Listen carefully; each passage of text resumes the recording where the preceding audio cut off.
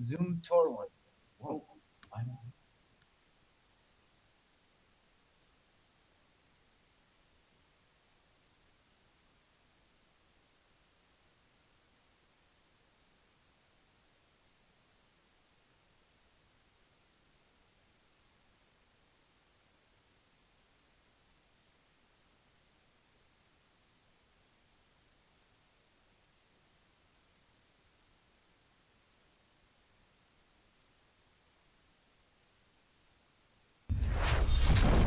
All right, all right, all right. Good Sunday morning to all of you watching this show that we call The Sweat. Jessie, Coffield, Emerson, Lotzia. You have sports betting questions. You have fantasy football questions. You have no idea what you're doing in life. We are going to deliver all the answers for you and do our best to help you. And you have questions, we have answers, but this is how you ask the questions. Facebook, YouTube, Twitter, get on there, type your questions. We're going to have our experts answer as many as we can. And special treat for those of you watching on Facebook. We'll be asking you guys questions. They're going to pop up on the screen. So let's interact with each other, huh? Okay. You answer the questions, it could show up on the screen. We'll relay really that cool. information. It's very cool. And you can put that on your resume because that's a big, big deal. Yeah, I don't know if you can put it on your resume, but DraftKings contributors Jeff Ulrich, Gary Thorne, and Greg Ehrenberg are here. They're our panel. We're going to put them to work. All right, let's start ripping through the 1 o'clock slate of games. You have the Texans, you have the Ravens, Baltimore, 4.5-point favorite. Jeff, who do you like to cover? I really like the Texans in this spot. I mean, Deshaun Watson in his last 25 games has not lost by more than a touchdown. This is just not a player that gets blown out. The Ravens are also really bad at home, covering against the spread, that is. 3-9 against the spread as home favorites over the last 2 seasons. Love the Texans in this spot. Gary, and who do you love in this spot? I'm going to go the other direction. Houston's had a hard time covering against good teams. They're 2-7 ATS. Their past 9 games against teams with a winning record. When you look the last 3 weeks, their defense has been horrendous. They're one of just 7 teams giving up more than 6 yards per play to their opponent. That's bad in most situations. That's a terrible sign when you're going up against the Ravens, who lead the NFL in yards per play. I just think Lamar is going to be able to do whatever he wants against this weak Texans defense. All right, Greg, who covers?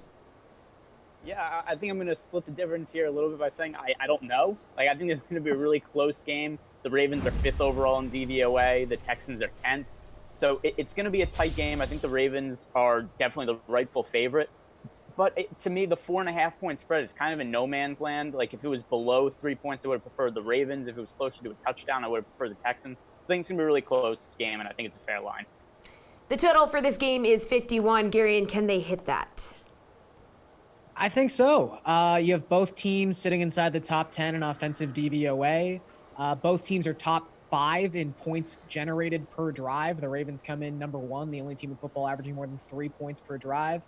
I like the over a lot here. I think both quarterbacks and both offenses are fantastic, and both defenses are a little overrated. So it seems like a pretty good spot.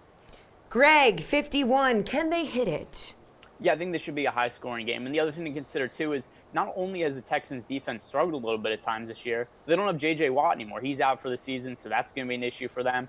But look at Lamar Jackson. I don't really know how you stop Lamar Jackson. He's not a great thrower of the football, but he's competent enough, and he's been pretty much unstoppable on the ground. He's very similar to Michael Vick and Madden of 10 years ago. So I don't know what the game plan is to stop Lamar Jackson right now. I think the Texans, who haven't been able to stop most teams, it's going to be an issue. So it should be a high-scoring game. Jeff, do you agree with these guys? It can get to 51? Yeah, pretty much. I do. I think this is a really good shot at going the over. Both these teams are top 10 in red zone efficiency as well, just to harp on what the guys have already been saying. But yeah, I think this one has a great shot at hitting over. All right, let's talk DFS. Greg, would you rather play Lamar Jackson $7,700 or Deshaun Watson $900 cheaper? Yeah, so at this point, I think it always has to be Lamar Jackson. It's not just because of how he's looked better throwing the football, but running, he's been so ridiculous. He's somebody who's going to be around 100 rushing yards pretty much every game. So just because of that rushing upside we get from the quarterback position, it makes him really difficult to not play on every DFS slate. Jeff, you try to save some cash here and go Watson? I don't mind going to Deshaun Watson here at all, really. It's also a situation where the Houston Texans are entering as underdogs. It just means probably more pass attempts for Deshaun Watson. And again, it's not like both these guys can't hit their ceiling, but if they do, pick the guy who's cheaper because they both have pretty similar ceilings. Deshaun Watson can get it going on the ground as well. He can definitely get in the end zone once or twice just with his legs. So, yeah, I like taking the discount here on Watson, especially in big GPP. Gary, and right now 60% of the people on Facebook say they will play Lamar Jackson out of these two. That's pretty good for 60% of people. Look, this is not a knock on Watson in any sense. There's only 4 quarterbacks this season averaging more than 0.6 fantasy points per dropback, and he is one of those 4 guys. The problem is Lamar's up at 0.8 fantasy points per dropback. That's unheard of in terms of level of efficiency. And the nice thing, too, is where you can play Lamar on an island. If you were to play Watson, you still want a part of this Baltimore offense. It's kind of hard to decide. Do you want Hollywood? Do you want Mark Andrews? He's a pretty expensive tight end and not play and pair with Lamar, where if you play Lamar Jackson, you can still get a decent percentage of this offense, of Watson, by just putting DeAndre Hopkins into a lineup. So I think you can get a little column A and column B if you go with Lamar. Today, the Saints will look to bounce back from that loss to Atlanta last week. They're 5-point favorites in Tampa Bay against the Bucs. Jeff, do you see the Saints covering in this spot? Yeah, I like the Saints to cover. It's a little bit worrisome that Marshawn Lattimore is going to be out, but look, the Saints are 7-3 against the spread as away favorites under Sean Payton over the last 3 or 4 seasons here. Tampa Bay, not exactly a great matchup here for them. I mean, they're 3-4 against the Saints, but all of their losses over the last 4 years, but all of those losses have come by 7 points or more. I really feel like this is a bounce back spot for New Orleans, so I like them to cover here. Do you think this is a bounce back spot, Garion? Yeah, and history has proven that Sean Payton's teams tend to bounce back. Their last 6 games in which they've come in after losing by more than 2 touchdowns, they've covered against the spread. It's just a team that's fundamentally sound and is good. And look, there is a large variance of Tampa Bay Buccaneer outcomes, and that's scary. I just think the Saints are a team you can trust week to week. And I know it's weird to say that coming off that ugly loss against the Falcons, but I think that's the misnomer here. That's the variable. And also, there's the perception they're not good on the road. They've covered 23 of their last 31 games on the road, so I wouldn't worry about this game not being in New Orleans either. Greg, do you agree with the guys? The Saints are going to bounce back here? Yeah, so this is a spot where I think that the Saints are just being a little bit undervalued because of what happened last week. Like, that was one of the flukiest games that we've seen all season, and that just happens sometimes in football, where a team that is a pretty significant favorite just outright not only loses but gets blown out. And I don't think we should put too much stock into it. Like, had that game last week not happened, if they were playing the Buccaneers last week without having that awful loss to the Falcons, I think the Saints would probably be like 7.5-point favorites in this spot. So I think this is a good spot for the Saints. Jameis Winston has been all over the place in terms of variance. He's as high variance of a quarterback for DFS in real life as we could possibly get. And I think this could be a spot where he struggles a little bit and the Saints come back, and in a spot where they're a little bit undervalued after what happened against the Falcons. Gary, and DK Sportsbook has the total set at 50 points. You want to go over or under? I mean, look, the Saints do scare me a little bit. It's what scared me away from their over last week, is just how slow-paced an offense they run. But as I also said on last week's show, I'm just going to continue to ride with Buccaneers overs. It's hit the last 6 weeks. Just hop on the train and keep riding until they kick you off. All right, Greg. Yeah, so over for me too, because we know the way to beat the Buccaneers is throwing the ball. So they're probably not going to be pounding the ball up the middle with Latavius Murray. I think Drew Brees is going to be throwing the ball, trying to get the ball downfield to Michael Thomas in this spot. And then we know the Buccaneers are going to be playing at a fast pace on the other side. So all in all, I think that that's why this is going to just tend to be a really high-scoring game. And that's why most Buccaneers games end up being high-scoring. Jeff, you anticipate a high-scoring affair in this one? I'm going to lean the under here. New Orleans on the road just tends to be a little bit of a different team, a little bit slower pace, and I think their defense can really get off, especially their D-line against Winston here. I think it's going to cause them a lot of problems, so I'm going to lean the under here. Greg, in DFS, Mike Evans and Chris Godwin are only $100 apart. Who would you take today? Probably the wrong one, because that's been one Right. of the most difficult situations to figure out on a week-to-week basis. So I'm going to lean towards Mike Evans just because I think that Chris Godwin could be a little bit higher owned. And so if I'm looking at the two guys and saying who do I think is going to be more or lower owned, like I'm just going to go with the lower owned guy because it's been so difficult to figure out. Jeff, what's your strategy here? I'm going to go Godwin, even with Lattimore out. It obviously increases the chance of a big Mike Evans game, but Godwin's probably going to see P.J. Williams. It's a really good matchup for him, and I don't know. It's one of those situations, too, where Mike Evans either seems to work on those big targets or he doesn't. Godwin just needs one big play in a lot of situations. So I'll lean Godwin here, even though I'm kind of like Greg. I don't really know. Gary, and we don't really know, so where are you going? It sucks, but that's kind of the way it is. I mean, you can look at this two ways. Lattimore's not playing, so that's a great opportunity for Evans. But with PJ Williams probably moving to the outside, that means a slot cornerback who is not better than PJ Williams, if you can conceive of such a thing, is going to actually have to cover Chris Godwin in the slot. So both guys seem like they're in great spots. But if we're being fair, Evans, more yards per route, more fantasy points per route, higher target rate per route, more yards per reception, more PPR fantasy points per touch. The statistics say that he's been the better wide receiver this year. So for $100 more, just give me Mike Evans.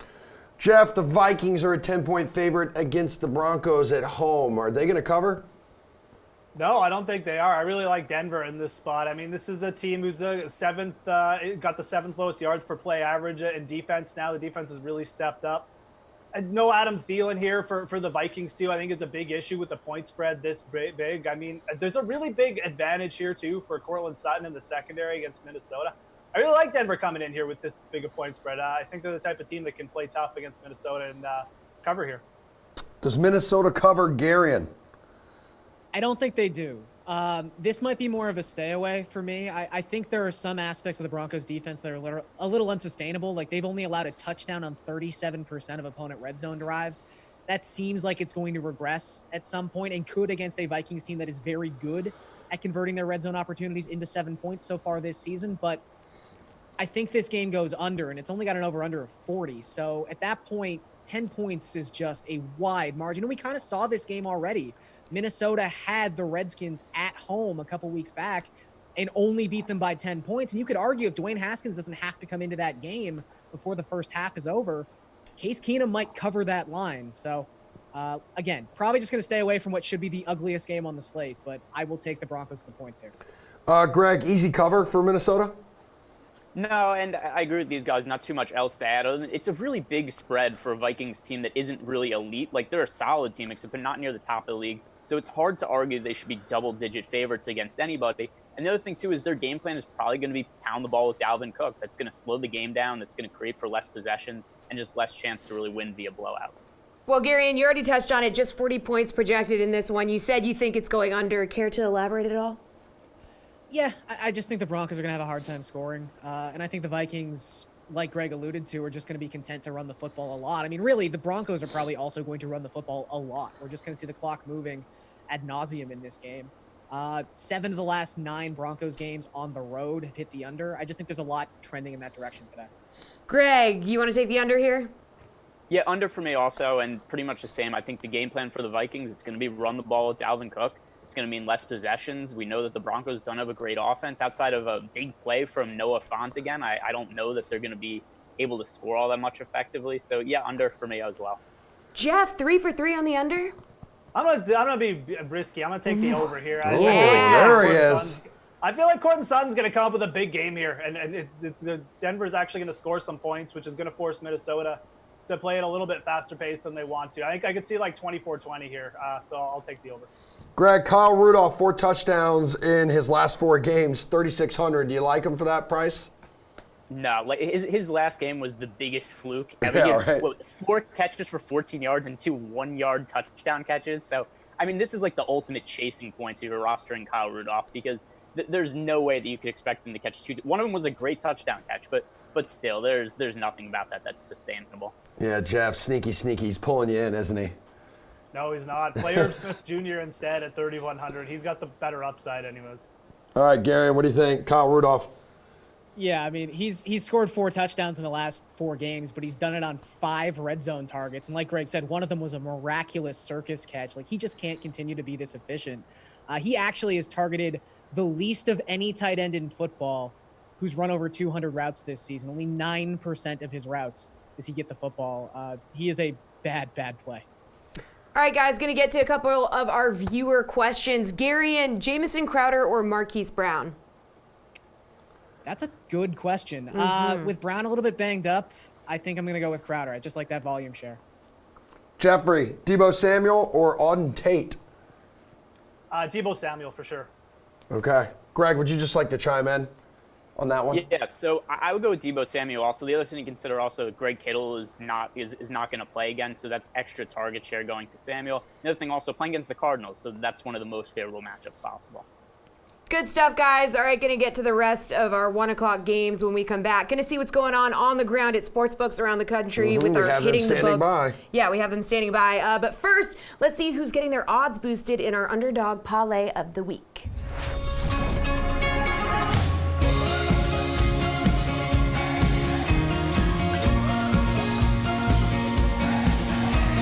What's up, parlay fans? I'm Adam Kaufman with this week's underdog parlay of the week.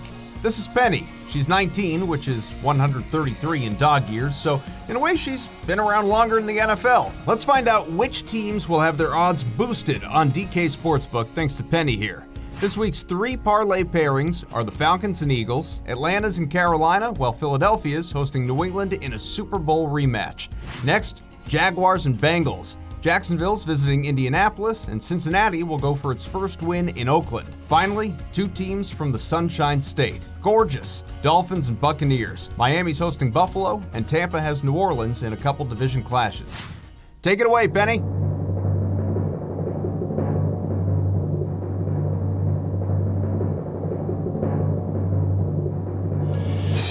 And this week's parlay of the week is the Jaguars and Bengals. Head over to DK Sportsbook and take advantage of this odds boost. Thanks, Penny. Take the rest of the day off.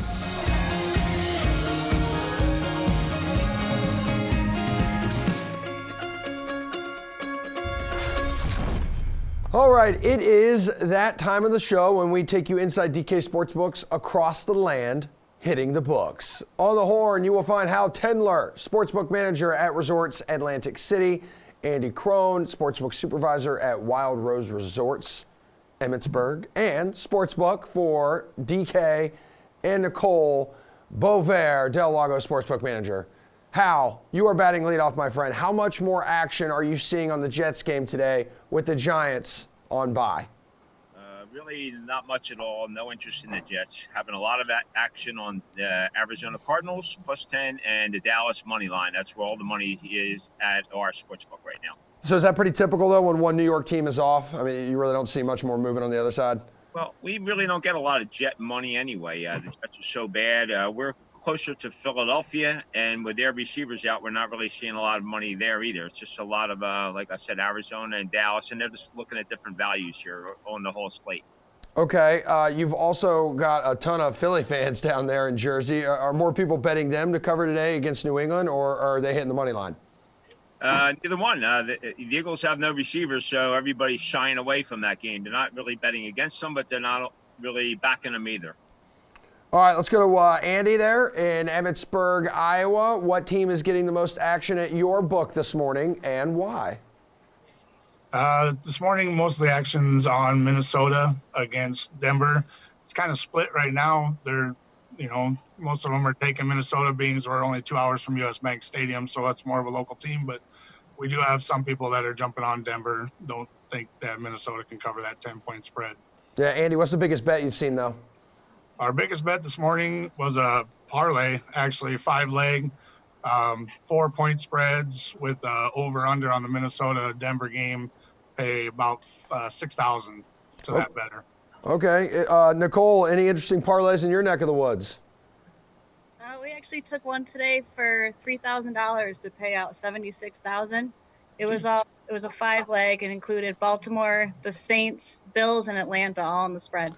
Yeah, and I know you're there in upstate New York. Bills are pretty big favorites today against the Dolphins. So, I mean, are people just hammering Buffalo here? They actually are. This is actually quite a big spread for the Bills to cover, being a division game. Miami is 2-0 right now, or they're on a 2-game win streak, and they're 5-0 against the spread. But people are hammering out the Bills as the line changed from -6 to -7 throughout the week. All right, good stuff, lady and gentlemen. Thanks for joining us. We were going to rip through the rest of the 1 o'clock games coming up right after Mike Francesa delivers to you his Sunday picks. Cowboys tied for first in the NFC East. The Lions have lost 2 straight, but Dallas generally does not play well in Detroit. I think losses in 3 out of the last 5, which goes back 15 years or something like that. Is that going to change this weekend?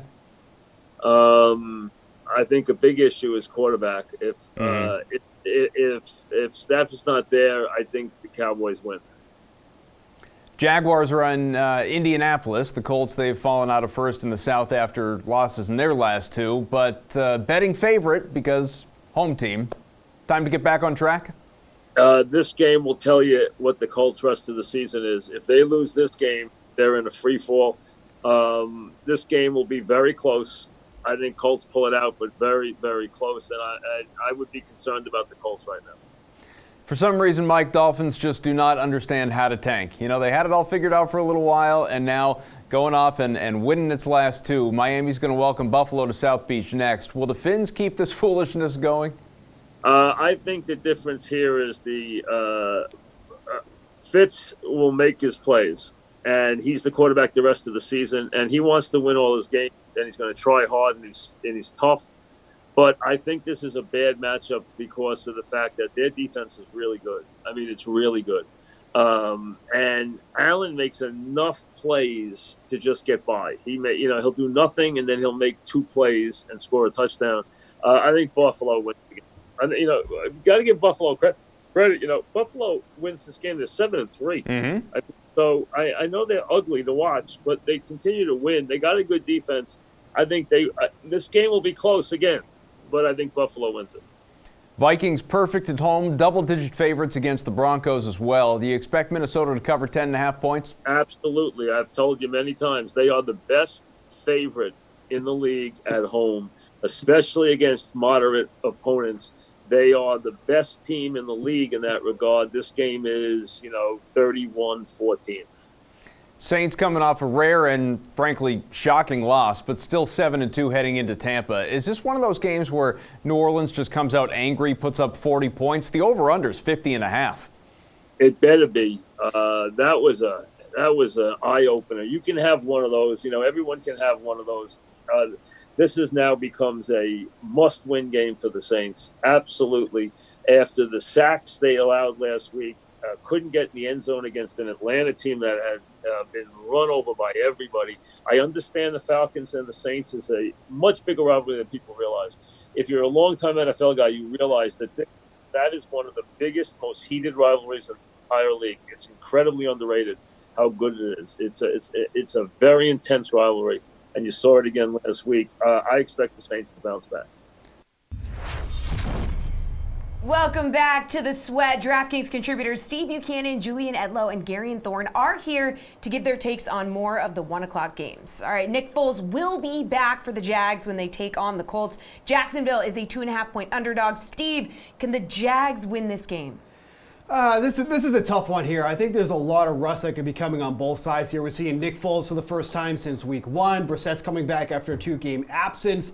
The problem with the Colts is that, they have some pretty significant injuries. There's no T.Y. Hilton, there's no Campbell in this game. So I kind of want to go with the Colts on this one here, but I really think this could end up just being a really ugly game overall. There could be a lot of turnovers in this game on both sides. So I'm not really feeling both sides, but picking here, I'm just going to ride with the Colts. Jules, can the Jags win this game?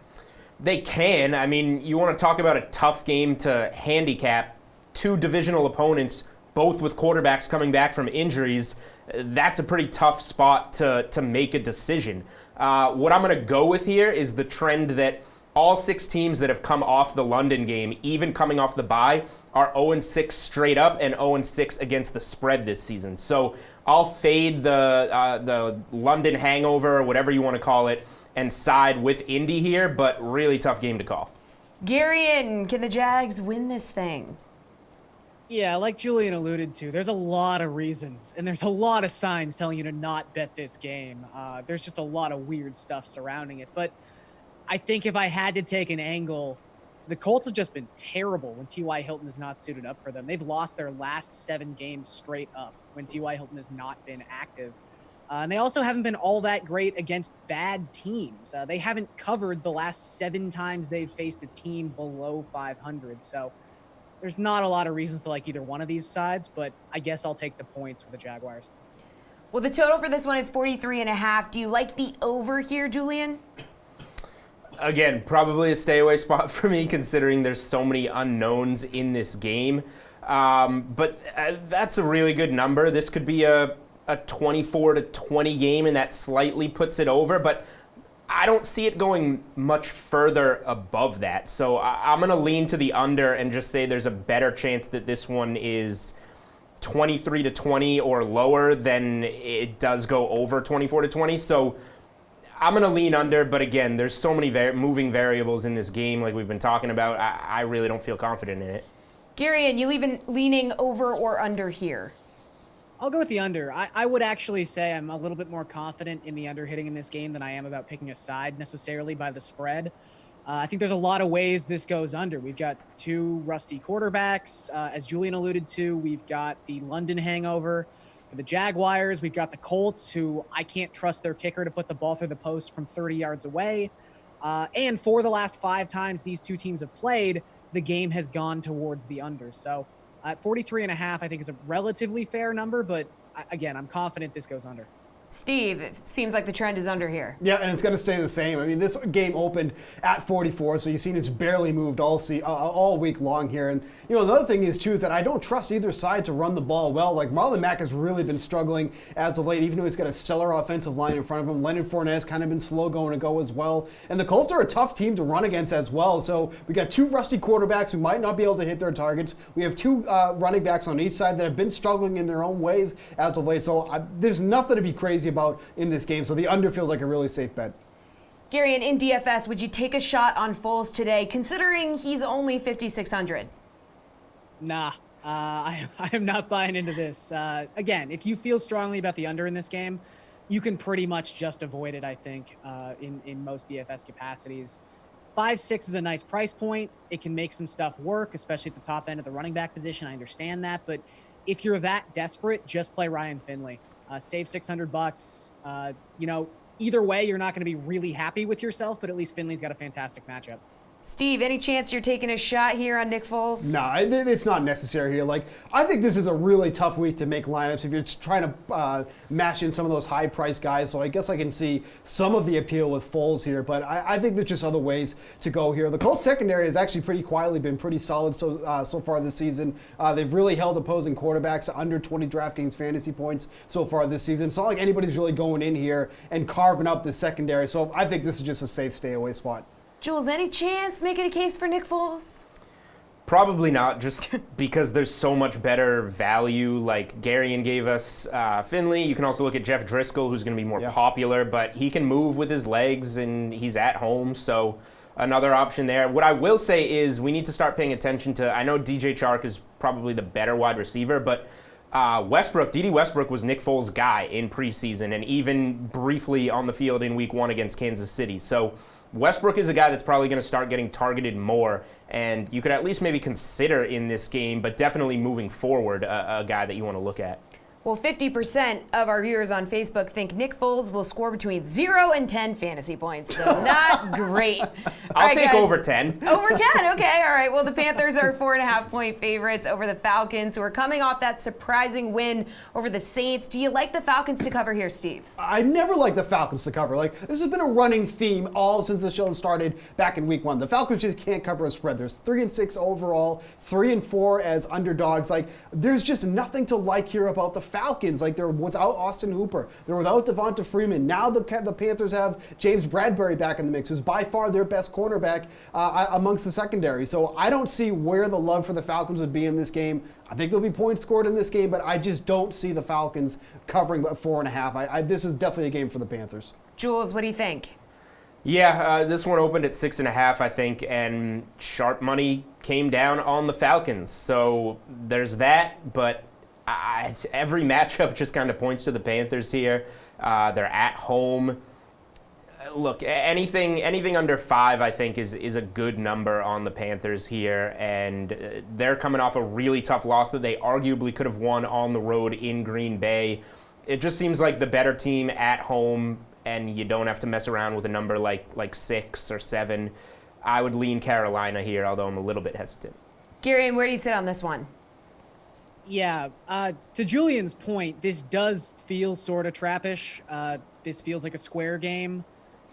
But at the same time, a lot of the matchups just point you towards Carolina. I mean, you'd have to see it for more than 1 week from the Falcons. And even we all know the best way to expose Carolina's defense is by running the football. It's why Brian Hill has so much notoriety this week.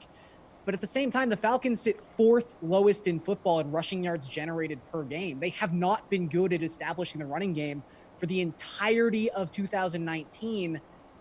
If that's the only way they're going to beat the Panthers, that's a hard thing to put all your money on. Yeah, DK Sportsbook has this total at 49 points. Julian, do you think it's going to be that high scoring? I actually do think we can get to the over here.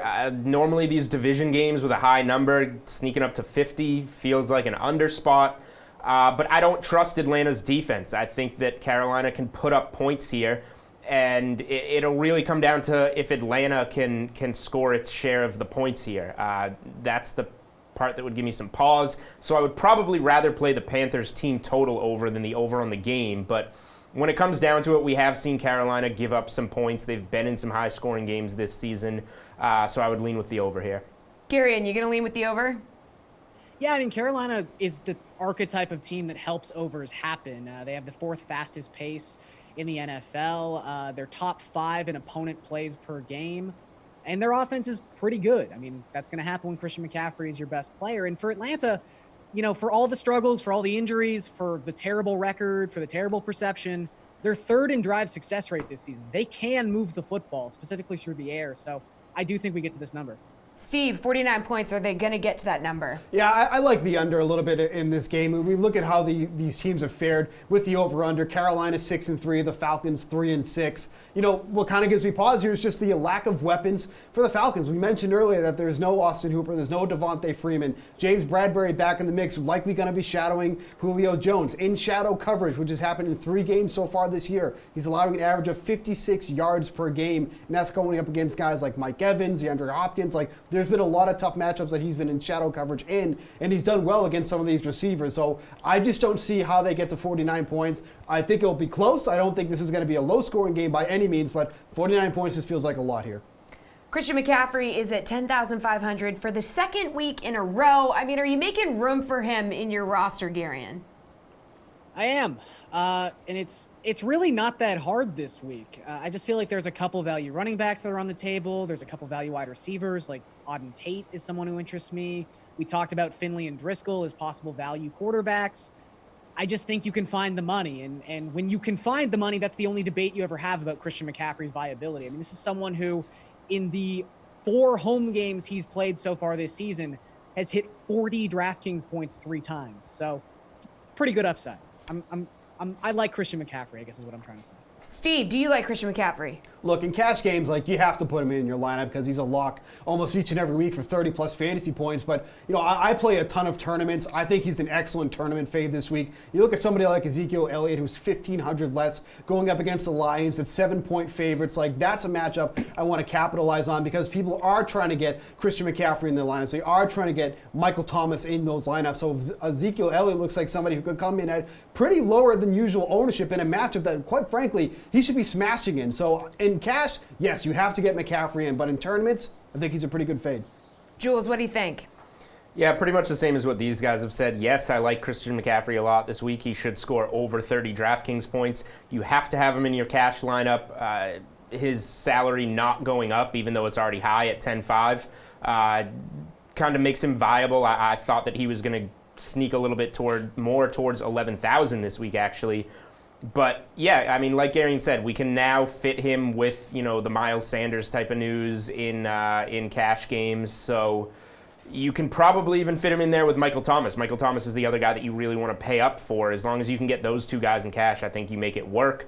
And in tournaments, you can play McCaffrey because I'm so confident in buying those points and differentiating yourself somewhere else. But you don't have to if you want to go somewhere else. 75% of our viewers on Facebook are making room for Christian McCaffrey in their lineups. All right, guys, need you to give me quicker answers on this next game. Bills and Dolphins. Buffalo is a 6.5-point road favorite. Steve, will they cover that? The only thing that concerns me here is that Buffalo just doesn't score a lot of points. They're averaging 17 points over their last 3 games, 19 overall on the season. Giving them almost a touchdown advantage over the Dolphins is appealing, but I just don't feel great about it. I think the Dolphins have been playing a lot better, so I don't like them in this spot. Jules, will Buffalo cover? No, Miami's covered 5 in a row. They've won 2 in a row. and they're at home. They're playing a lot better, and I think they're going to make this a game. Fins up, Garion? It pains me to say it, but yes, fins up. Yeah, like Julian said, they've covered 5 straight games. They've looked competitive. And for Buffalo, they rank bottom 10 in yards per drive and points per drive. It's just hard to bet Buffalo as a road favorite by almost a touchdown. It's a sentence that doesn't work in your brain, and it sounds terrible coming out of your mouth. Pretty small total for this one, 40.5 points. Would you go over, Julian?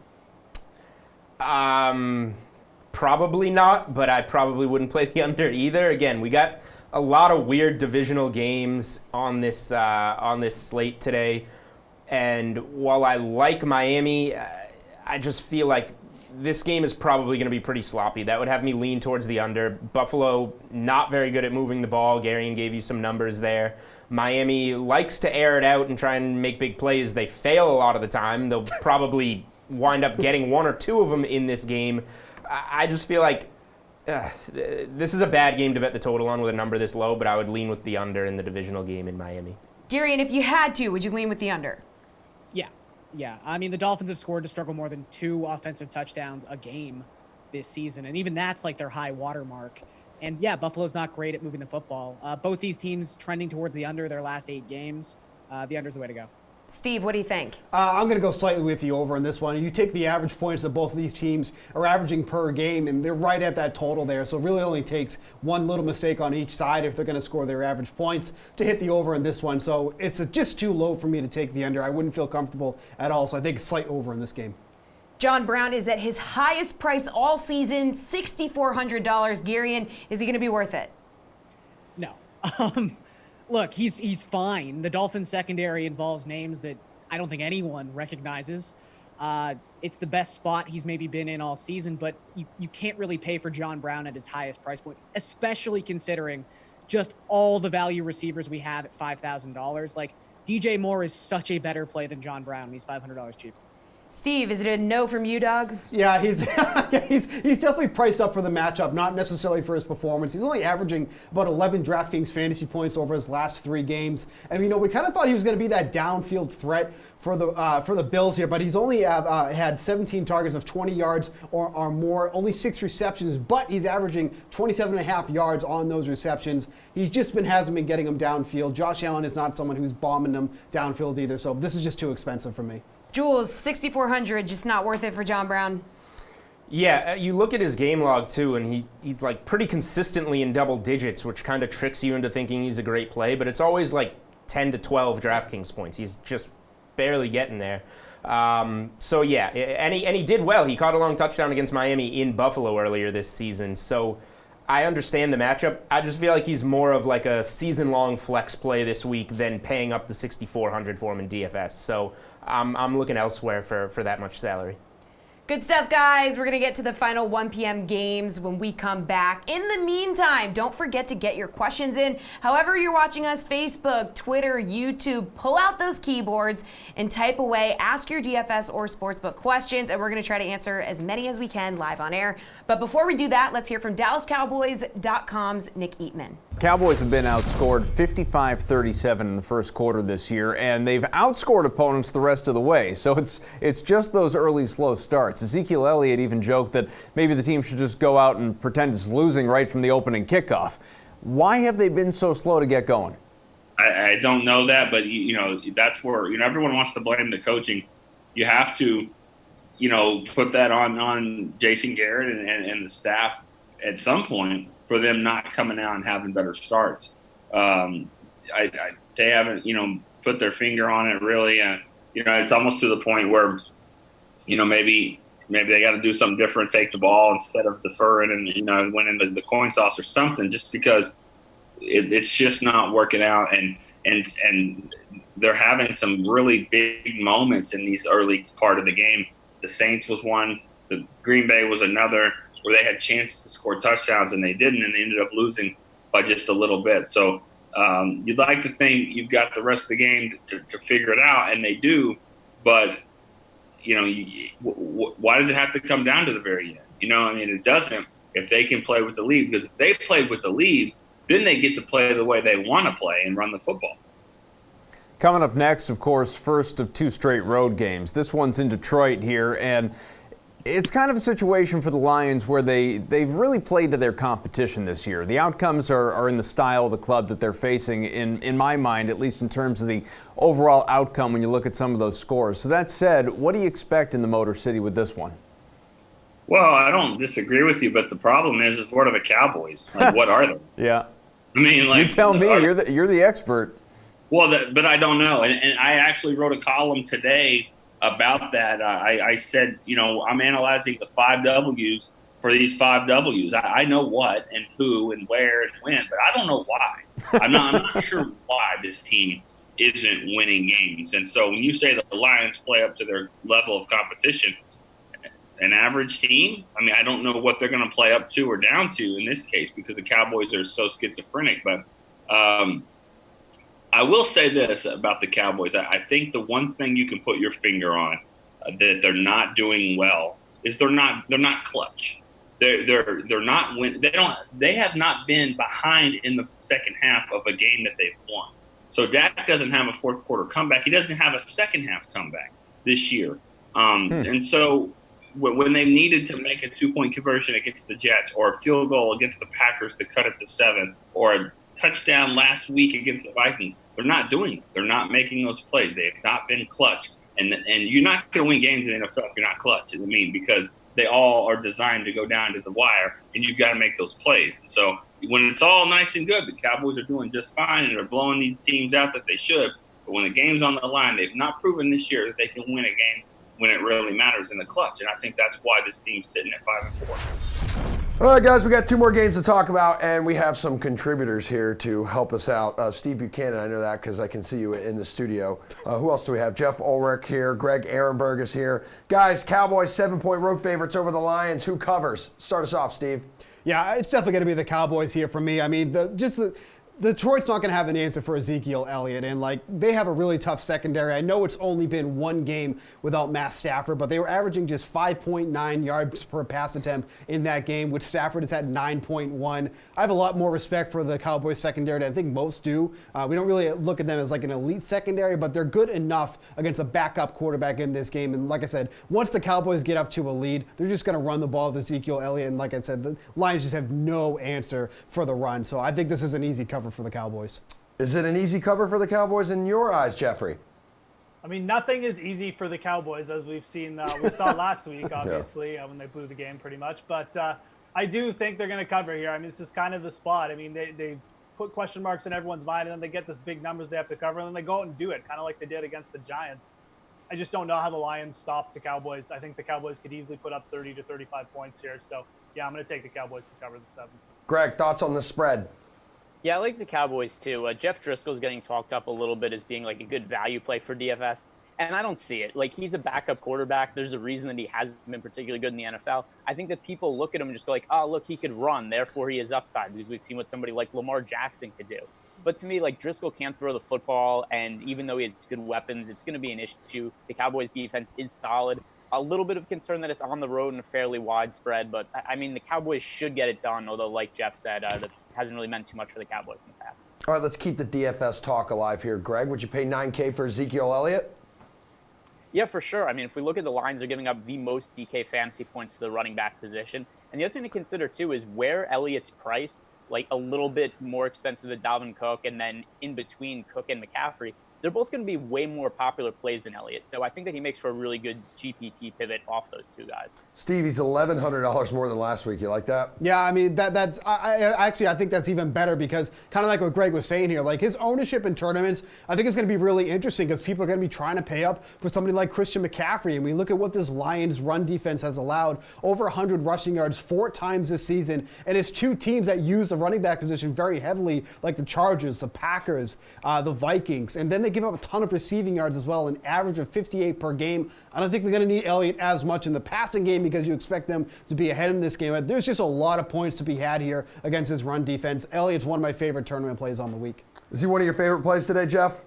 Yeah, I don't mind dying on the Ezekiel Elliott hill this week. I mean, the ownership should be there. He's probably going to be half of like Dalvin Cook and Christian McCaffrey, which is great. The matchup from this week to last week is like the exact opposite. I mean, Detroit does everything bad that Minnesota did good. And you saw, even against a good rush defense, Dallas wants to give the ball to Ezekiel Elliott. So if they do that here, I mean, you've got to think like a 30, 35-plus point game is in the cards here. I don't mind Zeke at this price at all. Washington is a 2.5-point favorite against the Jets, but Steve, are you buying them as the favorite?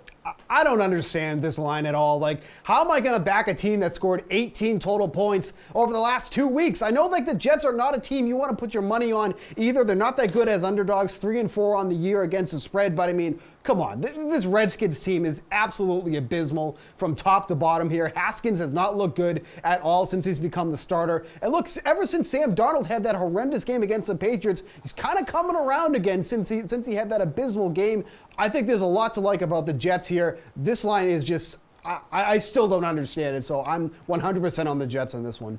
Jeff, who covers?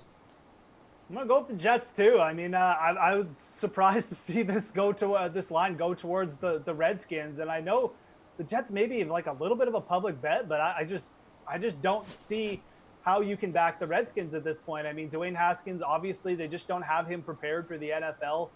You have a defense who just doesn't get a ton of pressure, doesn't do good at stopping the run. I think the Jets' offenses look okay in spots, and I think their defense particularly can get off here. So, yeah, I like the Jets to cover. Greg, should Washington be favored over the New York Jets? Right now, 75% of our Facebook audience says no. Yeah, so I don't know how we could really reliably favor the Redskins over anybody at this point. Like, Haskins has looked so awful as the starting quarterback. He's not ready to play in the NFL yet, like Jeff said. And at this point, there isn't really that much optimism for his future. I mean, you don't want to give up on a first-round quarterback this quickly, but he hasn't looked like he could do anything so far. So as long as he's the quarterback, I think the Redskins have to be the underdog in every game they play. Greg, is Jamison Crowder a good DFS play today? Yeah, I don't mind him. If you look at the volume he's been getting recently, especially in the games that Sam Darnold has been quarterback, I mean, we've seen him get as many as 18 targets in the game. Darnold's looking for him all the time. He likes to check down to him. So it's not like he's going to be super efficient and catch like 15 yards per pass. But still, as long as he's getting 12 or so targets, he's going to catch like 8 of them. It's good PPR points. Steve, 19 DK points in back-to-back games. Yeah, I think he's a really solid mid-tier wide receiver to target, especially in tournaments. And Sam Darnold loves him in the red zone. He has a 39% red zone target share with Darnold in the mix. When he wasn't in, he actually didn't receive a single red zone target. So he likes going to him in the red zone. And then, you know, people are going to be off him just because his game total is so low. You think there's really no plays in this game, but between Crowder, Bell, I think there is some Jets that you can like in this game. So yeah, I think for his price and his red zone usage, I think he's a really solid play here this week. Jeff, how much sense does it make dropping $5,700 on this guy? I'm just too worried that this game is just going to be so slow that his target share is just not going to be that, or just his overall targets, is just not going to be that big. I mean, if the Jets get up in this game, they're just going to slow the pace down and run Lev Bell. If you're looking for a Jet to play deep in a GPP, I would either go with their defense or just play Lev Bell, or maybe play them together. But I don't think the upside here is enough for Crowder. All right, we're going to take a gander at the remaining afternoon games coming up following this delicious little KFC showdown. Bears-Rams in LA. It's a great matchup. If we were filming this, well, last season, this year, all the good vibes have flown the coop. Still, we're here. Adam Kaufman, Reed Fowler for the Sunday Night Showdown series presented by KFC. Reed, these clubs both need some serious help, obviously, as it relates to the NFC standings. That starts with this first game. So who's your Colonel's pick for your captain spot? If David Montgomery is active, I do like him as a captain. But if he's not, go with Allen Robinson. Like 7 targets in 8 of his last 9 games. And Jalen Ramsey, while he probably knows him from their days in Jacksonville, he's still given up 70% catch rate over the year. Mitch Trubisky and company, they're probably going to be playing from behind. He's going to have to force feed Allen Robinson a ton of targets. And in this game, I like that a lot. How about we explore the rest of your offense? Yeah, it was inevitable. Only about 40 projected points in this one. So where's the offense going to come from? Who's a good fit with your Colonel? Well, yeah, you touched on it right there. I mean, 40 points. Give me the other, not a lot. Give me the other running back, Todd Gurley, another guy that we just haven't seen what he's been able to do last season to this season. A lot of it might have been, if we want to use this word in football, load management for a guy like Todd Gurley. But again, Chicago, since Akeem Hicks has gone down, that run defense has been exploited a little bit. And again, with touches, that's what you need in that backfield, especially with how they want to use or maybe scale back Gurley's touches. the Bears have given up a total of about 30 touches to that running backs or two running backs in opposing backfields. And so that volume could be there for Gurley. He needs to score. That's what we need. And I think in this game, we're going to need to attack those running backs. Here's something I know about load management. Better for teams that know they're going to the playoffs as opposed to the ones that are still trying to get in. That's going to do it for the latest edition of the Sunday Night Series presented by KFC. Try these right here, the new KFC wings today. Your choice of buffalo, honey barbecue, or Nashville hot sauces because finger licking good.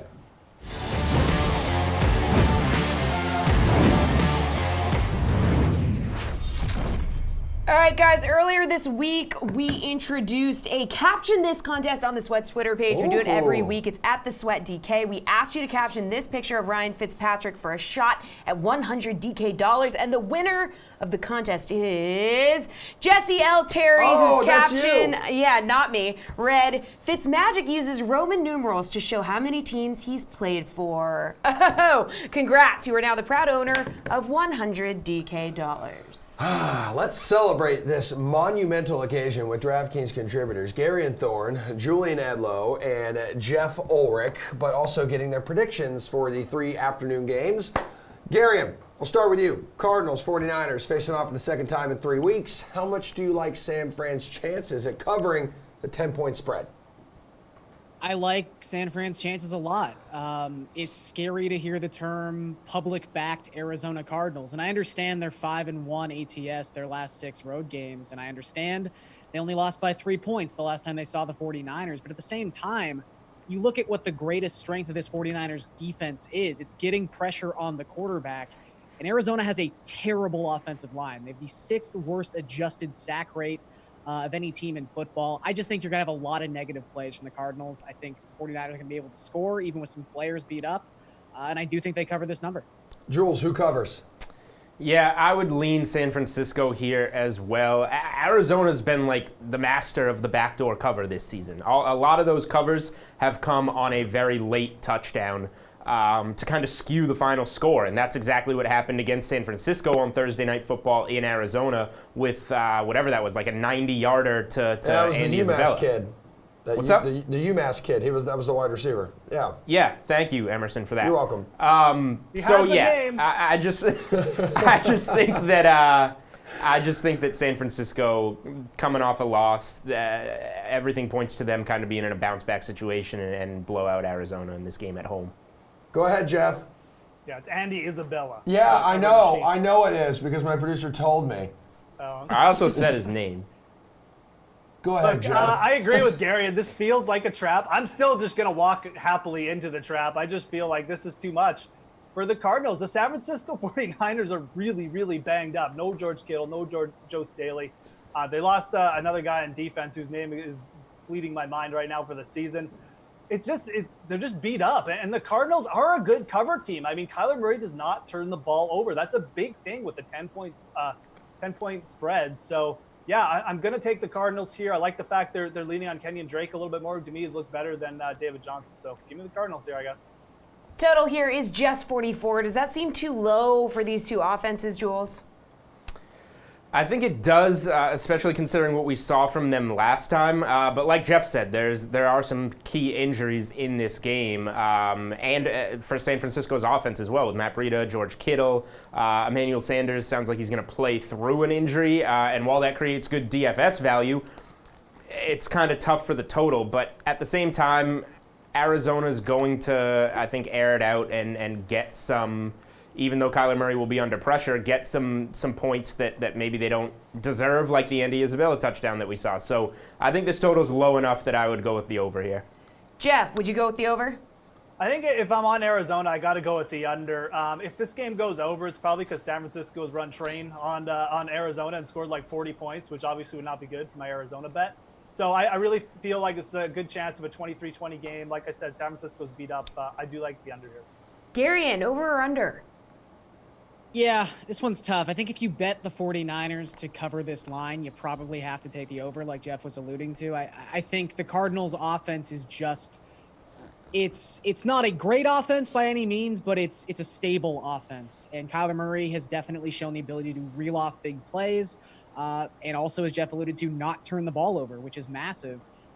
They are kind of in this weird zone where they either score 75-yard touchdowns or they settle for field goals. No one settles for field goals like Cliff Kingsbury, so that would definitely hurt the over here. But 44 seems fair, so I'll take a small over. All right, George Kittle, he's not going to play in this one, so you interested in his replacement, Ross Dwelly, for just $3,400, Jeff? It's a good upside spot. I mean, Arizona's terrible against defending the tight end. We don't even need to hit on that because I think everyone knows it by now. I mean, they have to throw to someone. Emmanuel Sanders is playing, which brings his upside down a little bit. I would have liked Dwelly a lot more if Sanders was out, but he still saw 7 targets last week. He's a decent player. He was good in preseason. I don't mind it. I think you look at that price range, you could go up to Ebron or down to like Irv Smith Jr., but Dwelly's the guy who's going to be out there for sure, probably for 70% more of the snaps. I like it. Yeah, Gary in Arizona giving up 10 receiving touchdowns to tight ends this year. Yeah, they're bad. They're bad against that position. Arizona has allowed the 3rd most targets to tight ends. They've allowed the 2nd most yards per target to tight ends. Look, like Jeff said, this would be a better spot, obviously, if Emmanuel Sanders did not play. At the same time, we don't necessarily know his fate as of yet. Seems like he's going to play, so you could get lucky if you stick Dwelly in a lineup and he ends up inactive. But I also think there's just enough options around Dwelly to keep his ownership low, because that was my big concern coming into the week, was how many people are going to be on Ross Dwelly. But I think there's enough concern with Sanders. There's enough people wanting to play Ebron where you're going to get him at a fair ownership, and that's probably the most important aspect of this. Jules, what do you think about Dwelly? Yeah, I think he's a fine option. I wouldn't go out of my way to roster him, I guess. Like, if you have the 500 left over, I think that Greg Olsen is a safer, more viable option against Atlanta.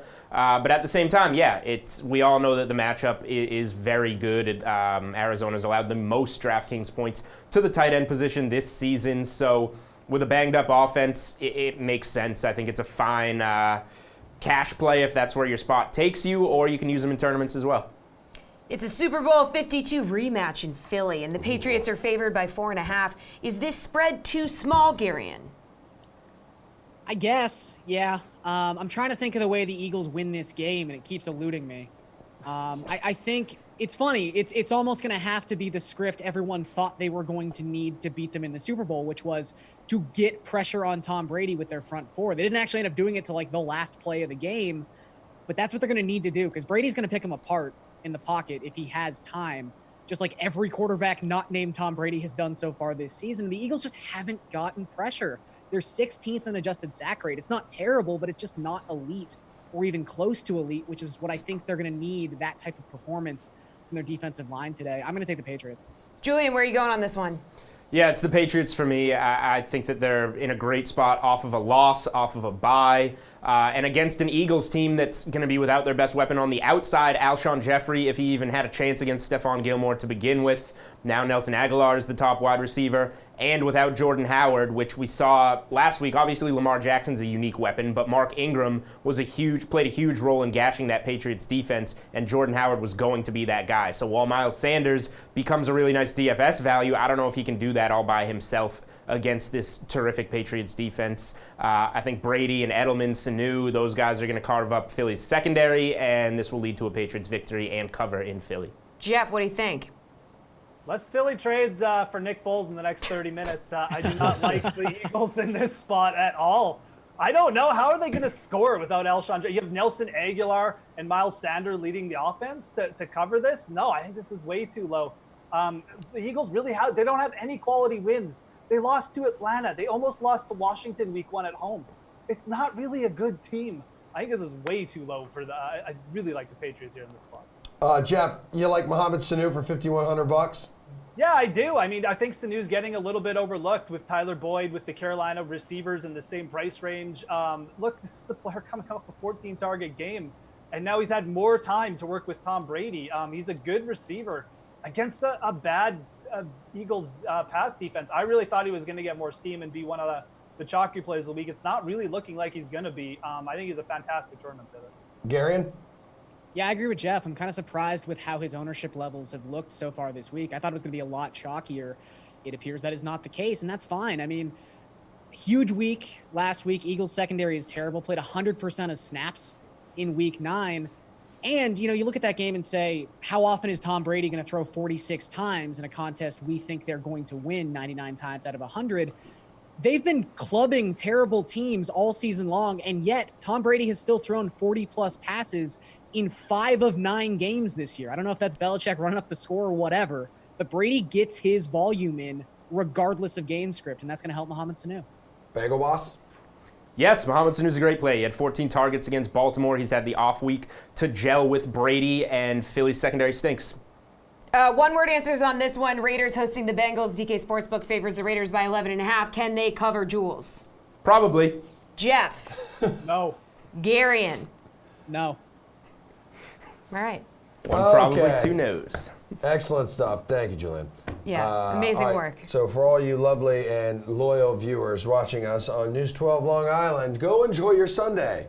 Or head to the DraftKings YouTube, Facebook, and Twitter pages, because this show still has 30 minutes to go. Which is awesome. You should definitely go tune in on those channels and continue to watch us. Yeah, I would retweet and fave that if what you just said was an actual tweet. If not, we'll see you guys next Sunday. Okay, but we have some hot takes to dish out, right? Our panel's ready to make it rain right after Levitan's Leverage. Time for the Week 11 Levitan's Leverage. Just a couple Adams, Kaufman and Levitan here. Levy, I called you out last week, and your picks, they responded. Michael Thomas, Tyreek Hill, they each exceeded 30 points. Can you do it again this time? 30 points, no problem, yeah. Yeah, easy. All right, so if you're really looking to save a QB, Kyle Allen, 5,300 home against the Falcons. Panthers rookie is coming off his second highest fantasy output of the year in Green Bay. Atlanta's defense, clearly much worse. So is this mainly a matchup pick for you? Sure, and yeah, the pricing, I mean, DraftKings has done such a good job this year pricing up guys for matchups, pricing up guys to the point where they should be right around where they are. It's just with Kyle Allen, it seems like they forgot to bring him up, even though he's has a talented guy, has a strong arm, has an amazing matchup, and his weapons are underpriced also. So you can play Kyle Allen with DJ Moore, with Curtis Samuel, with Greg Olsen, and feel really good about it because those guys are underpriced also. If you like great matchups, easy to understand why you're high on Josh Jacobs. The Raiders running back home against the winless Bengals in that league worst run D. He's almost 7K, but also averaging about 22 DK points since week 5. No concern over the shoulder, though? Yeah, I think the shoulder's fine. I think the downside to Josh Jacobs is he doesn't really have much of a target projection, right? When they get into 2-minute drill, when they get into third down, they turn to Jalen Richard. The good thing is when you're home against the Bengals, you shouldn't be in too many trailing situations. You shouldn't be in too many third downs or 2-minute drill stuff. So I think that Josh Jacobs' touch projection is very secure here. He is one of the most likely players on the slate to score a touchdown, and he's only 6,900. One more, and that's receiver Terry McLaurin. Now, you like the rookies this week, clearly. That's 3 for 3. He's 5,600 for the Redskins. Scary Terry, consistently good. 4 catches, 6 targets. That's, he's reliable for those numbers. Now he's got the Jets, and that Washington offense, though, it's horrible. So are you able to get past that? Yeah, we had to throw one thinner one in here. I think one thing you can say about the Jets is that they're very good against the run, and they're really, really, really bad against the pass, and where they struggle is with speed at the perimeter corner position. And Terry McLaurin is one of the fastest guys we have in the NFL, and he went to college with Dwayne Haskins. Some people would call that the shower narrative. And yeah, I think Dwayne Haskins should have eyes for Terry McLaurin because it's a really good matchup and because he really has a ton of experience throwing it to Terry McLaurin. So if there was ever a spot for Haskins and McLaurin, I think this would be it. Some guy like members of the DFS Edge podcast, maybe? Maybe. Okay, the people have spoken. We will deliver, as we always do. You guys want some hot takes? We got Steve Buchanan and Julian Edlow here to deliver said hot takes. Play nice, you two. Steven? Thank you, Emerson. So we got some real good scorching takes here, and I hope everybody votes the right way and takes mine over Julian's, who, by the way, everybody voted 100% wrong last week, which he was. What was it, Matt Stafford? No. This was the Lions were going to beat the Bears, and they shut them out for like 3 quarters almost, and then weird things happened. If only football games were 3 quarters long. So we're going to start here with I have Kenny Stills going over 100 receiving yards here in Week 11. There's a lot of things to like about this. There's no Will Fuller here for the Texans, so there's one guy out. Marcus Peters is probably going to be shadowing DeAndre Hopkins, so Stills could end up getting fed here just by necessity alone. This is somebody who's averaging 6.7 yards per reception when he does catch the ball, and he almost catches everything that comes his way. 78% catch percentage when the ball goes his way here. I think there's a lot of things to like about Stills here. Yeah, you actually sold that one pretty well, Bukes. No Will Fuller being the crucial factor of this, obviously. He was limited in practice, was listed as questionable, and didn't even make the trip and has been ruled out. So Kenny Stills is going to keep that wide receiver 2 role opposite DeAndre Hopkins, who has a tough matchup on the road in Baltimore. And then this game also has a game total of over 50, so we should see some points. It could only take one bomb to Kenny Stills to get you the majority of the way there. Then he just needs a couple more catches. I don't mind Kenny Stills as a tournament play this week. I think he's kind of gone off the radar with the news of Will Fuller recovering a bit, and with obviously DeAndre Hopkins being as popular as he is. The Ravens are popular on the other side. It's a lot to ask, but yeah, that could happen. Well, let's hear yours. So I guess that after the last segment with Jeff and Gary, and I don't know if this one's going to be quite as hot, but I have the Patriots winning by over 2 touchdowns in Philadelphia today. I don't think this one's going to be close out of the gates. I think both teams coming out motivated for this game, but the Patriots are just flat out better and better coached than the Philadelphia Eagles. I think that they're going to be able to pick apart this secondary with Julian Edelman, with Mohamed Sanu. I think a Brady, Edelman, Sanu stack makes a lot of sense in tournaments, just looking at it from the DFS side. But the Patriots' run game has not been very good so far this season, and the one thing Philly's defense can do is stop the run. So I think that means a lot of attacking through the air for the Patriots, which is bad news for the Eagles. And then the big part here is just if Philly's going to have a chance, it's maybe having Alshon Jeffrey beat Stephon Gilmore for a long touchdown, or having Jordan Howard grind that Patriots defense that just got shredded by Lamar Jackson and Mark Ingram. And of course, those two guys are out, so I just don't see anything positive happening for Philly here. Okay, I'm glad I wore my glasses here. I just got to shine them up here. Make sure that's not Reed on this segment. Nope, that's still Julian. It's 10 points away. It's 10 points away from the spread. Who cares? Like, this should be a slam dunk. Like, of course the Patriots should be winning by at least 2. The Eagles have nobody healthy in this game. No Alshon All right, fine, Jeffrey, then give no me the Jordan Eagles plus Howard. 14.5. I'll bet against my own hot take. So you're going against your own hot take. Yeah, if I was betting against my hot takes so far all season, I'd be rich. The second I start going at you, all of a sudden you want to change your hot take. Like, yes, because you agree with it that much. It's so clear that you ate something before the show because you're agreeing with me. They're you're right in the giving these kitchen. Weak They're delicious. Hot takes. Like, for somebody that tries to be Mr. Hot Take, that might have been the worst one you've had since we started this segment, which is 11 weeks deep now. So thank you for that riveting hot take. Everybody thumbs that down, or whatever the hell you do to vote on this show. I'll give you a real hot take. You know Ross Dwelly, the guy you were just talking about in that last segment? I have him for under 20 receiving yards in this game. I understand everybody loves going after all the tight ends who go against the Arizona Cardinals. I don't care. Just because you can throw a carcass on the field doesn't mean they're going to go off and have these big games against the Cardinals just because it's against the Cardinals. Dwelly didn't do anything in his last game when George Kittle was out, caught 3 of his 7 targets. Well, how many yards did he have in that game? 24 against the Seahawks. Now this is a guy who's going to go out here and score all these points against the Cardinals. Come on. I think this is one of the biggest chalk busts of the week. I have no Dwelly in my lineup, so if he goes off at S. Buchanan 24, tell me I was wrong. Go ahead. I can handle it, but I think total dud this week. So, I mean, he has 20, he had 29 yards last week. He had 24 the week before against Arizona. And coming into those 2 games, he had a grand total of -1 receiving yards on the season. So it's obviously not a guy that's going to go off. You're playing him in cash to try and get those 4 catches and 20 yards and get yourself 6 points, which is 2 times value or whatever. So he's a safe, cheap play, and maybe he gets you the touchdown. Maybe he has 2 catches for 15 yards and a touchdown, and that's how you hit value. He's obviously not a high ceiling guy. Like, he's not going to go over 40 or 50 yards. 20 is right there. I would take the over on 20, so I guess you got something going for you there. But yeah, I mean, it's Ross Dwelly. Let's hear your next hot take. Let me guess. The Cowboys will score a touchdown in this game. I do agree with that take. I think the Cowboys will score a touchdown, but I'm going to go a little bit hotter. I'm going to say that DJ Moore in this Carolina-Atlanta matchup. I know Steve likes DJ Moore, but he doesn't know exactly what I'm going to say here. I'm waiting. DJ Moore will double Julio Jones's DraftKings points in this contest going head-to-head. Julio's in a good spot. People like Julio this week. He's $7,500. He only caught 3 of 9 targets last week. But like we kind of talked about earlier on the show, Bradbury being back and potentially shadowing Julio Jones really limits his upside. I think the Falcons are definitely due for some regression in this game. And DJ Moore has 8 or more targets in 5 straight games.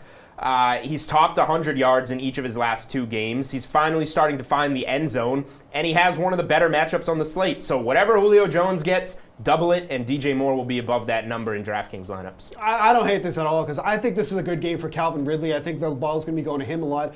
Russell Gage is someone that really is not getting spoken about a lot, but he has some good opportunities in this game as well. And like they've had trouble getting to ball to Julio Jones. Like he was on that touchdown scoring run in the beginning of the season, hasn't reached it now. I think 5 or 6 weeks now. It's been a pretty rough go for Julio Jones. Like I know he can get the yardage there, but without scoring those touchdowns, we've seen some pretty average scores from him. I absolutely love this spot from DJ Moore. I've been talking about this all week long. I was tweeting about it back on Monday. So if you want to thank somebody, it was this guy who was on it first. Yeah. Okay, when all the other people say I was here first against Isaiah Oliver, just an absolutely abysmal matchup for Oliver there in coverage. So I like that one a lot. I would say that it's better than your stupid take that you started the show. So I just want to point out that the Patriots minus -13.5 as an alternate line is plus 290 on DK Sportsbook. He's still trying to justify his. So now we're going to 14 here. That should make it more than that. 57%, guys, of what? Of our Facebook viewers really enjoy Julian's hot take more than yours, Steve. Which one? Yeah. Which one? People tend to enjoy me more than Bucks. More doubling up Jones. Yeah, because it's another Compared obvious to your one. So here's the thing: under 20 receiving. People How is that don't like obvious? to get out of their comfort zones. They like all the, I don't want to get too comfortable. They want to take all the comfort stuff. So of course they're going to take Julian's. When stuff hits that you didn't expect, you know who to go to. I don't think DJ Moore doubling Julio Jones in DraftKings points is not obvious. Coward. Go ahead, Emerson. Take us out of this segment. Actually, I'm going to hand it over to Jessie. Oh, okay. All right. Well, coward. That was I am a coward. some blazing hot I want takes some over there. tacos now. Blazing hot takes. So let's cool down with DraftKings contributors Jeff Ulrich, Steve sticking around, and Hi. Greg Yeah, Steve. Ehrenberg. Hey. Need you to share with us who you're fading on this slate. So Jeff, hook us up with your 1 o'clock fade. And my early fade is going to be Dalvin Cook. I talked about why I like Ezekiel Elliott. I don't like Dalvin Cook for a lot of the same reasons. The Denver Broncos defense is legit. I mean, outside of like 2 sort of weird games against Leonard Fournette where he ran for 200 yards and Austin Eckler where he caught 15 passes, this is just not a defense that allows big games to the running back. Outside of the Eckler game, no other running back has caught more than 4 passes against them. No running back has gone for more than 34 receiving yards. And they've allowed 1 game of over 100 yards rushing, and that's to Leonard Fournette. You're paying so much for Dalvin Cook here. You still got Madison in there. I know he's really good, but I do not like the spot at all for the Minnesota offense.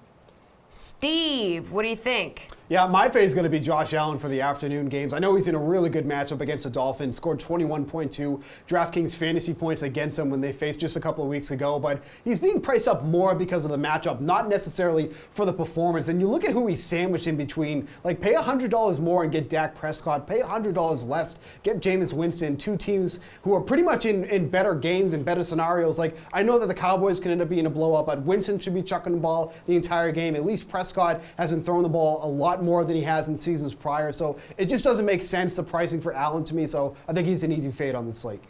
All right, Greg, who you fading from the 1 o'clock slate? Well, first, props to Jeff because he called out a way bolder fade than I had prepared, and that should have been on the hot take segment. Dalvin Cook's gonna be one of the highest owned players on the slate. So I went with Kalen Ballage for the 1 o'clock games. Nowhere near as strong of a fade call as Dalvin Cook, but I do think Ballage is going to have some ownership today because he had so many touches last week. He had 20 carries. He just doesn't do anything with them. He stinks. 20 carries for 40 yards last week. He's not overly involved in the pass game. Like early in the year, we saw the ball was thrown to him in the pass game. He just ducks. Like he just gets out of the way because he doesn't want to get hit or something. So to me, like Ballage, I don't care how much volume he gets. I don't have any interest in rostering him. All right, now to the 4 p.m. slate. Who are you avoiding and why, Jeffrey? This one's not quite as bold, but Tyrell Williams, for some reason, is getting a lot of steam this week. It seems like his ownership is going to be up there. I guess people just like the matchup with the Bengals, and that's fine. But it's not like we're talking about a player who's getting 8 or 10 targets every game. He's rarely exceeded 5 catches over the last 4 or 5 weeks here. So I think he's a quite easy fade considering the price point he's in, and there's so many other options. Calvin Ridley's in a high upside spot. We talked about Sanu. I love going to Joe Mixon in this game, by the way. But Tyrell Williams, no, not for me. I understand if you want to roster some Raiders players here, but I think going with like Jacobs or Darren Waller is probably a better bet. Steven? Yeah, for me, it's going to be Sony Michel. I understand the Patriots are favored in this game, so the game script at least should favor Michel. But the Eagles have been a really tough run defense, only allowing an average of 15.1 DraftKings fantasy points. And then you look at the games that Michel hasn't scored. He really needs to score to bring back some points, averaging only 6.4 DraftKings fantasy points in the 5 weeks he hasn't scored this season. If he's not getting into the end zone, he's doing almost absolutely nothing for you. He doesn't catch out of the backfield. I just don't see it here from Michel. I think people are going to go towards him because the Patriots are favored in this game, but it's just a complete stay away from me. All right, Greg, who you fading? 4 o'clock. Yeah, so Christian Kirk for me, I think a lot of people are going to be chasing points going back to him. Huge breakout game from last week, scored over 40 DK points, 3 touchdowns, his first 3 touchdown catches of the season. Much tougher matchup this week against the 49ers. I know the 49ers are a little bit beat up, but still, we look at Christian Kirk, the price is way up. I think the ownership is also going to be up after his game last week. I think there's a spot to get off and maybe roster somebody like Jamison Crowder in the same price range. All right, guys, we're taking more of your questions and making it rain after this healthy dose of Pat Mayo. If we look at the positions right now at running back, I talked about Brian Hill in that Carolina game. He's pushing around 30% ownership at running back, which just seems silly. I completely understand it. He's a great price. And maybe if Jordan Howard is ruled out, people will move on to Miles Sanders, and that will free up some of the ownership. I don't know.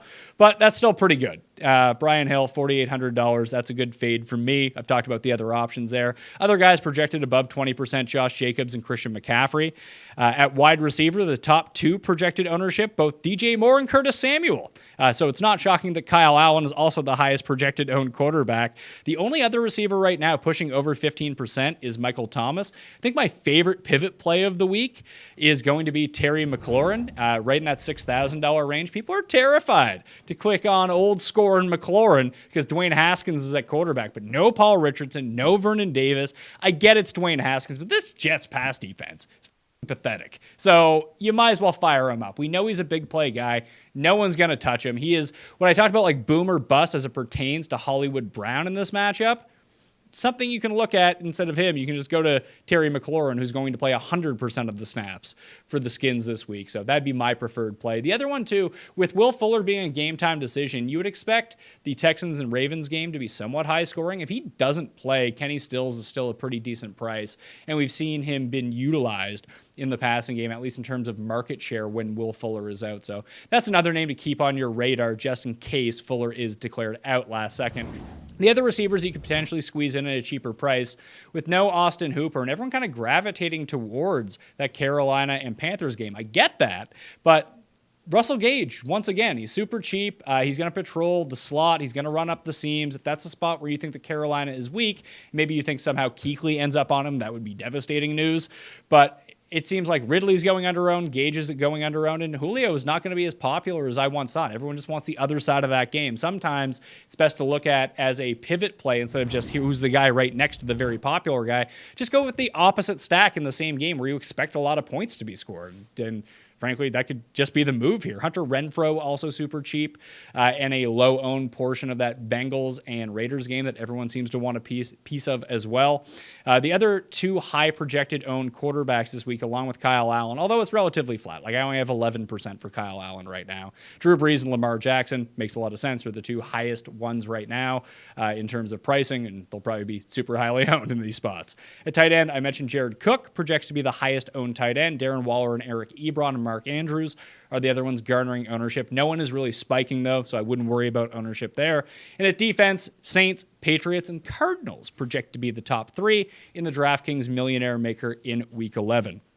Shifting very quickly to the betting board right now, I did my entire show with Jeff and Cust. I'm kind of spooked a little bit by the Carolina game, where it's just the line has been moving towards the Falcons. I still like the Panthers -4 here, but the majority of the money is actually coming in on, well, most people are betting The Panthers, the most money is coming in on the Falcons, and that worries me a little bit. The two big games that I see where both people are picking them publicly and betting them publicly, but the line is moving the other way.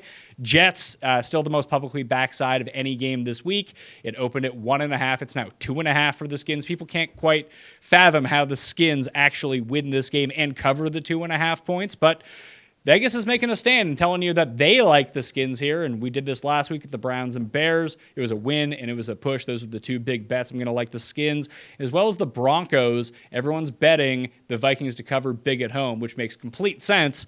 But the line is moving towards the Denver Broncos in this spot. If their defense can show up a little bit, no Adam Thielen in this game, maybe it all finally catches up to Minnesota, coming off a huge primetime win against the Cowboys. And people just want to back Kirk Cousins now. And if we know anything about Kirk Cousins, yes, the Vikings are good at home, and he does tend to beat up on bad teams, but he can lay a stinker with the best of them. I mean, we saw them not cover against the Redskins on a Thursday night 3 weeks ago. And Denver's a significantly better team with different avenues to both score on big plays with Cortland Sutton, to drain the clock with the running backs, and a defense that can just get to the quarterback. If they can just limit Dalvin Cook just a little bit, just a smidge, it's going to be a very close game. 10.5 is just too many points.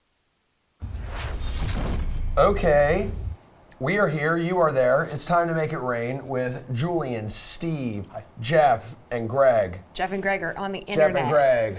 On the internet. All right, Bang. This is when you give us. I am in the internet. Oh, Emerson, you are okay. very Emerson, much in keep my your shop. hands to yourself. This is when you give us your DFS pick that you think will absolutely make it rain cash for you today. So, Steve, have at it. Yeah, I mean, it's been talked about pretty much all show long, but DJ Moore is one of my favorite plays on this slate. Like I mentioned, seeing Isaiah Oliver in coverage, this is somebody who's allowing 13.4 yards per reception. Of all the active cornerbacks this week, has allowed the second most yards after catch. DJ Moore himself is just outside the top 10 in yards after catch. There's so many things to like about him in this matchup. 5,900 feels like an absolute steal, especially look at what he's done over the past 2 weeks. He's been on absolute fire.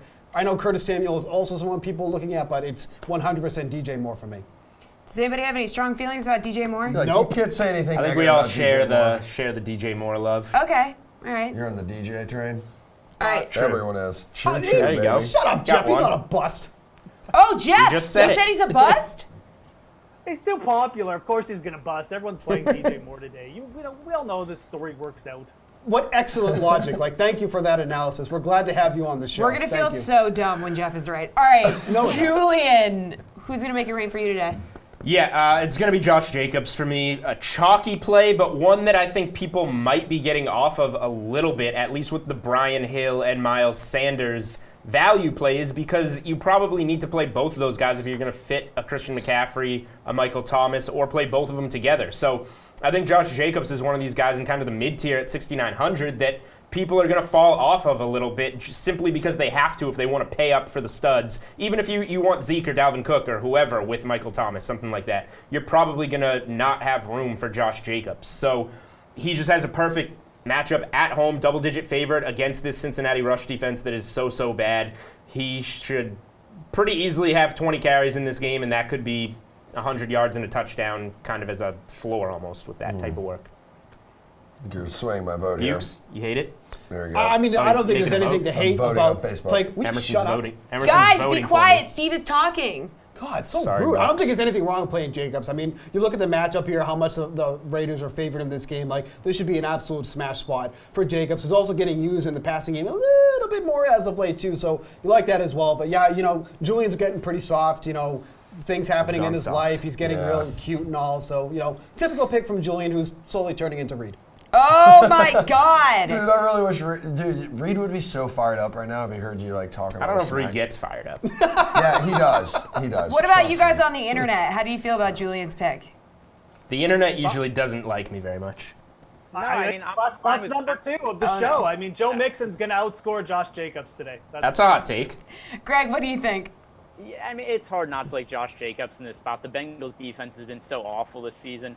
And I do think there's a decent chance this game shoots out. Like, we look at the Raiders defense, it hasn't been any good this year. So I do think there is some credence to Jeff liking Joe Mixon this week. And I think it's a game that we could stack. I think that we could go with guys like Tyler Boyd and Joe Mixon and then run it back with like Darren Waller and Josh Jacobs. It's going to be a high-scoring game, I think. Is Mixon even averaging more than like 3 yards a carry right now? No, like he's it's been probably like abysmal. 1. Yeah, but still, look at how much they 50 used him touches last week, Steve. I don't Yeah, care if they it's used him 1 yard a per ton. carry. Sorry, what? It's a lot of talking. That's so much talking. Jeff first. Oh, is it my turn? Yes. Yeah. No, I meant. Okay, well, I mean, shout out to Joe Mixon. My pick's going to be Cortland Sutton, though. Look, one thing for sure that I know, the Vikings' pass defense is not good, especially their secondary. They've given up the 4th most fantasy points per game to opposing wide receivers. They've given up the most touchdowns to opposing wide receivers. The Dallas Cowboys trio went for over 300 yards and 3 touchdowns versus them. Cortland Sutton basically is the wide receiver on Denver. He's probably going to see at least 8 or 9 targets in this game, maybe more. I think he's going to go for 100 yards and a couple touchdowns here. This is a really big spot. Xavier Rhodes is terrible. Cortland Sutton's going to make a race. Go ahead. Say something negative about Cortland Sutton. I think that his quarterback stinks. He was like a late-round pick by the Jacksonville Jaguars and wasn't good enough to play for them. Yeah, that's right. He threw strictly interceptions in preseason for the Rams and was let go, and now is with Denver. I know that he was able to beat the Browns. I just don't have much faith here. Is Deshaun Hamilton active? I know he was questionable coming into today. I didn't see if he was active or not. Jeff, do you have that information readily available since this is your make it rain pick? I don't. Yeah, see, great. You got to know if the other receiver's playing. That's probably a big part of his upside, right? But I will say, I think Sutton's in a really good spot, even if Deshaun Hamilton, Deshaun, whatever his name is active in this game. The only thing I worry about is the Vikings defensive line getting over the Broncos offensive line, which has had their share of troubles as of late. So that would be my only concern. But I do think Sutton's in a good spot overall. Look, Hamilton has caught a maximum of 3 passes once this year. I'm not too worried about if Hamilton's active or not. Okay, you don't have to be rude about it. He's just not worried. I'm with you, Jeff. Let's see. You got Emerson on Do your you want to side. get Greg? Yeah, I was going to get Greg's, yes. Okay. Greg, please tell me. Yeah, I'm really gun shy to talk right now because I feel like every time I'm about to start talking, somebody else starts talking, and then there's a whole mess. We're talking over each other. So we are.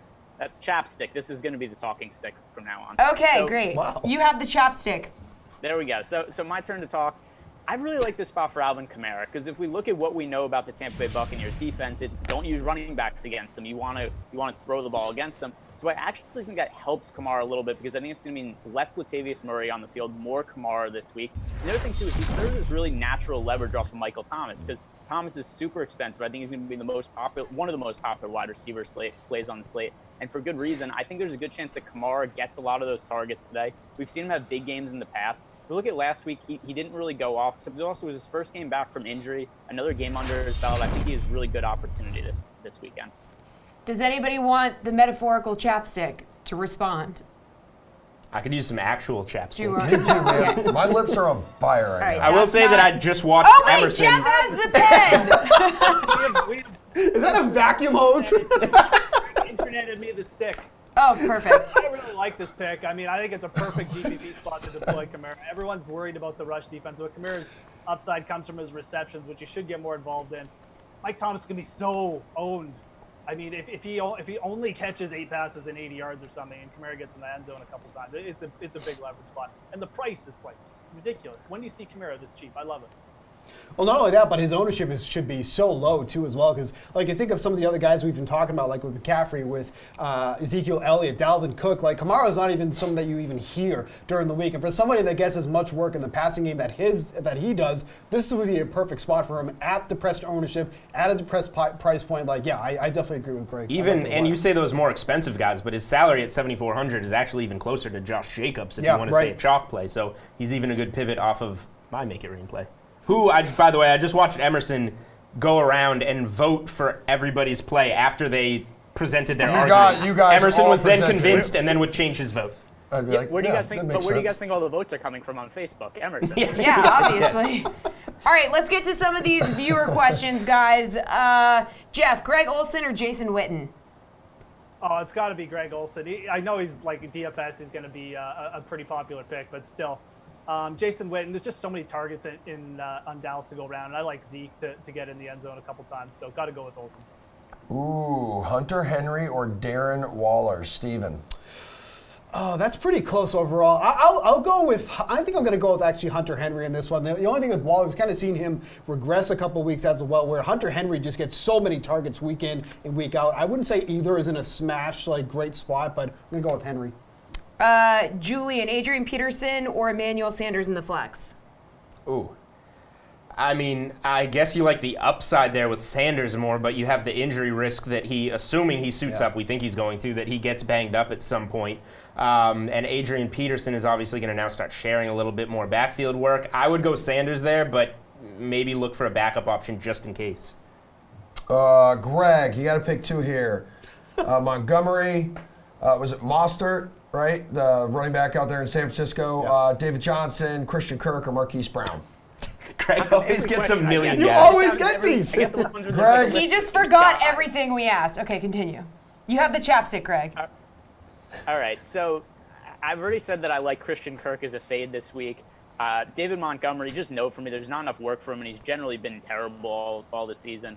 Mostert has opportunity this week because Breida's out. And what was the other name? Just so I could figure out. Marquise Brown was the only one, and then so David Marquise Johnson. Brown is the highest upside play of all those guys on the list by a pretty wide margin. He doesn't play a whole ton of snaps. When he's on the field, there's always big play potential. Lamar Jackson's always looking for him. He's always running routes downfield. So for the upside there, I think it has to be Hollywood Brown. Steve, James White or Brian Hill? I think you'll just go with Brian Hill just because of how many touches you can end up in this game. Jeff, James White or Ronald Jones? I just never play Ronald Jones. It's got to be James White. I just don't know how they can use Ronald Jones. And New Orleans is a really good rush defense. Julian, Matt Ryan or Derek Carr? Derek Carr. Julian, over, under 3.5 days until your wife gives birth. Today is her due date. Probably under. Under. All right. Well, dad, no. Baby Congrats Watch to Julian. 2019 is on for Julian. We'll see you guys tomorrow at 6, and hopefully not a baby.